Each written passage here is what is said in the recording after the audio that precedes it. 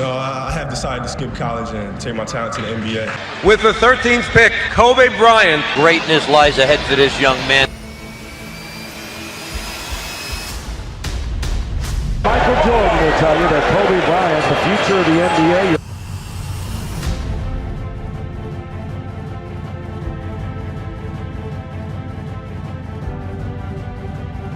Is there anything he can't do anywhere on the floor? For the Lakers, who finished with a 15-1 run, the best all-time playoff winning percentage. The Lakers have won back-to-back NBA championships. Bryant for three. Got it! Oh! And one of the great farewell performances in any sport at any time.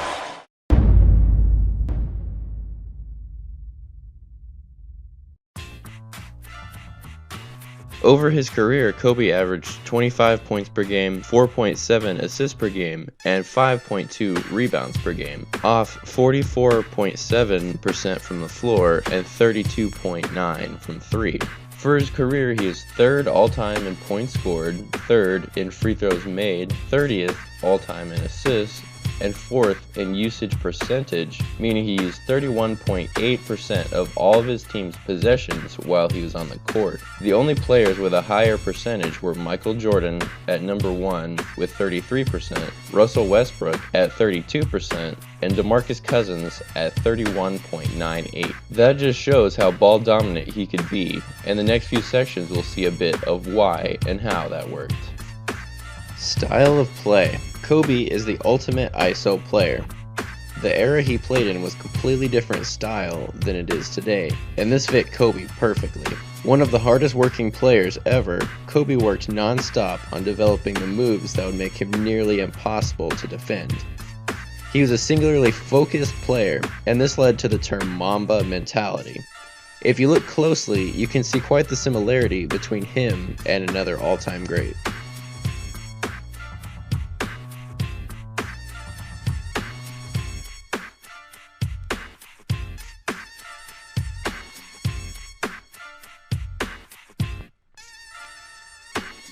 This chart shows his shot selection throughout his entire career. His favorite spots being the wings, high post, and short corner. This is typical for ISO players as that gives them better space and a better view of the floor. Phil Jackson's triangle offense was tailor-made to get the best player isolated on one side of the floor while keeping consistent ball movement or player movement. This is why it worked so well for players like Kobe and for Michael Jordan. Setup. Kobe was always a threat to drive and score. When he drove, he would do whatever it took to get to the rim or to get fouled. His moves to finish at the rim were often creative and emphatic. Without his ability to get to the hoop, the rest of his moves become more difficult as we saw late in his career. One important aspect of driving the basketball is sealing your defender. Once Kobe has a step on his man, he seals him off with his shoulders and feet. He's actively attacking his defender's foot. This makes it much harder to recover as a defender, and this means that that player is now out of the play. Kobe's focus now shifts to the next line of defense. The center usually is the one to rotate over. If the big rotates late, that signals Kobe to attack the front of the rim. If the big is there, he might use a reverse layup, or stop and pop, or try and draw the foul. Face-up series. Jab step jumper. This is a move he did on almost every play, and he used it to lead into his other moves. For this move, he catches the ball in his sweet spot, the mid post or the short wing. He's perfectly comfortable here. He knows he can beat his defender however he wants, so his main concern is cushion and help. He's always in triple threat position. This means he can drive, shoot, or pass without changing his stance. This is important for any scorer, as your view of the floor is vital for your ability to make the right play. If he sees that the help is in good position, he's going to test out his defender. Kobe can see what's happening on the floor, but his defender can't. Kobe then jabs to the baseline, which usually forces the defender to back up just a bit, and that's all the space that Kobe needs. dribble pull-up at the elbow.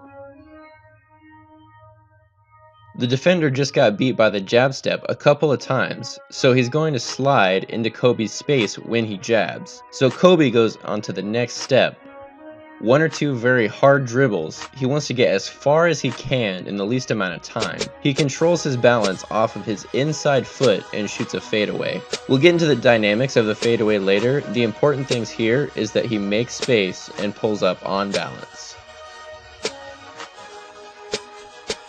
Pump fake fadeaway. This is the final move in this series and it brings everything together. He uses the triple threat, jabs, dribbles into a pull-up, but the defender guesses it's coming, so Kobe pump fakes to get his man off balance one way or the other, and either pivots into the opening, or shoots the gap, or draws a foul on the airborne defender. You sell that fake, that jump shot fake, defender raises up just a little bit, and now you can go either right or you can go left. You know, so it's almost like chess kind of. Each move sets up the next move. Post-up series. Turnaround. Kobe played a good bit with his back to the basket. This isn't something you see much today, especially for a guard in our modern ball movement and pick and roll style of offense. But when Kobe wanted a bucket, he would buckle down and get in the post. Since he's not seeing the floor the same as when he's in triple threat position, a lot of what he's doing is based off of feeling. Which side does he feel the defender leaning? Where are their feet? This determines which shoulder Kobe turns over for the simple turnarounds. Shoulder shimmy turnaround. Now once again in his chess game, Kobe knows what his defender thinks is coming because he set it up that way. Now he hits them with that shoulder shimmy, maybe shows the ball briefly before turning the other way. Pump fake. When Kobe has an aggressive defender, most times that player really wants to contest his shot or speed him up, but Kobe doesn't let that happen. He shows the ball to either get the defender off his feet or out of position. Rise, hit. Couple of side notes. So I wanted to show a couple of things that Kobe does that your coach probably taught you in junior high, but most players don't actually use these effectively. When he is in a situation where he doesn't like what he sees or he feels pressured, he's going to take 2 dribbles backwards and attack again. This allows him a second to reorient himself and to catch the defense off guard. The other is the jump stop. I can't tell you how versatile this move can be. It covers space, it helps gather you for a power finish, it also throws off the timing of the defender. Kobe used it more and more the older he got, and you can see just how effective it is. The most important thing are basic fundamentals. Shooting and footwork. And that's why I can play as well as I'm playing even though I'm like 80 years old. Because of the footwork. Kobe Bryant had some of the best footwork we've ever seen. This didn't come overnight. It comes from practice and repetition. Now let's break down some of his footwork. Reverse pivot. Establishing your pivot foot is just as important as how you use it. When Kobe plants, he's looking at his defender's positioning to determine which foot and where to pivot. Once he establishes that foot, he never picks it up again until he goes into his move, otherwise it's a trap. He keeps his center of gravity low in order to stay on balance and uses his shoulders as a guide to get into scoring position. On the reverse pivot, he uses the inside foot to pivot and the outside foot to quickly turn away from the defender. The reason he does this is because the defender will oftentimes try and play it close to prevent him from stepping through, so he spins away from the contact to get an open look.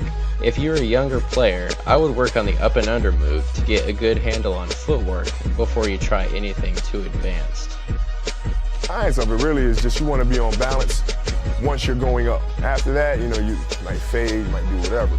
But going up, you want to be able to have a firm base. And pivoting here with this leg here and getting a strong base here. Now, once you elevate, now you can fade. This allows him to get to a place where he can square his shoulders to the hoop and not be out of control. After the jump, you see his feet sway forward and his shoulders back. This allows him to get into a relaxed position from which to shoot. The fadeaway combines the need for both lower and upper body strength in order to get the ball where it needs to go. So once again, if you're a younger player looking to emulate these moves, work first on moving quickly into a shot and planting off one foot and rising on balance before you throw fading away into the mix. Kobe Bryant will go down as one of the best ever. This is attributed to his work ethic, mental fortitude, unbreakable confidence, and his attention to detail. He won 5 championships, and when he did retire, he scored 60 in his final game just to show he still could. He may have had issues with teammates over the years because of his overbearing confidence and intensity, but the results are pretty tough to argue with. Kobe was a winner. He repeatedly showed his will to win in clutch situations, and even when he was injured, it didn't stop him from being out there. The NBA is a different place now, but the impact of Kobe Bryant will not soon be forgotten. Post-game interview. Jeez, oh whiz, guys, come on. Think of a question. Who was better, number 8 Kobe or number 24 Kobe? Vote in the poll or comment below to cast your vote. Thank you so much for watching the video. I know it's been forever since I uploaded last, and my upload schedule's been pretty rough. Anyways, I appreciate the support in my absence. You guys can look forward to even better content here in the future. Peace.